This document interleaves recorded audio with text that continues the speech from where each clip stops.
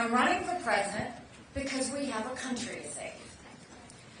Since the start of my campaign, I've been focused on the real issues our country faces, the ones that determine whether America will thrive or spiral out. I'm talking about the millions of students who don't know how to read or do basic math, the families who can't afford groceries, much less a first home, the total lawlessness on our southern border. I'm talking about the murders in our cities, the fentanyl on our streets, the children who've been killed in their mom's car by stray bullets. And I'm talking about the American weakness that led to wars in Europe and the Middle East, and the urgent need to restore our strength before war spreads and draws America further in. These are the challenges I'm here to tackle. But instead of focusing on how to make America stronger tomorrow, some people want to know if I'm going to cave today. We've all heard the calls for me to drop out. We all know where they're coming from. The political elite, the party bosses, the cheerleaders in the commentator world. The argument is familiar. They say I haven't won a state, that my path to victory is slim. They point to the primary polls and say I'm only delaying the inevitable. Why keep fighting when the battle was apparently over after Iowa? Look, I get it. In politics, the herd mentality is enormously strong. A lot of Republican politicians have surrendered to it. The pressure on them was way too much. They didn't want to be left out of the club. Of course, many of the same politicians who now publicly embrace Trump privately dread him. They know what a disaster he's been and will continue to be for our party.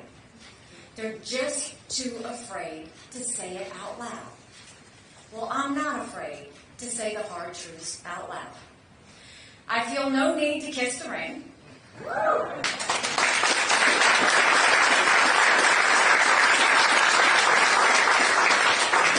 I have no fear of Trump's retribution. I'm not.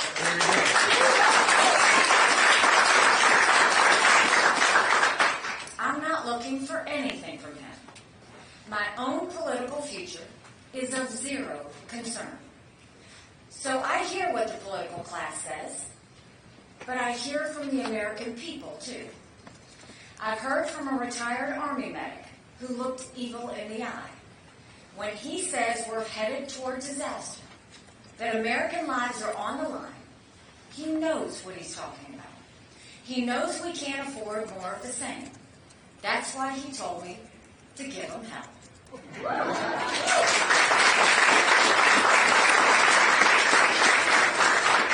The emperor has no clothes. I've heard from a mom who promised to email me every day, and she does.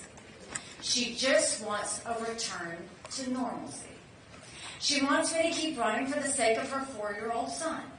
She hopes he'll see the, quote, America she grew up in. An America that's strong and proud and united in purpose. And I've heard from a high school student who just last week came to hear me speak. She asked me to sign a note to her teacher explaining her absence.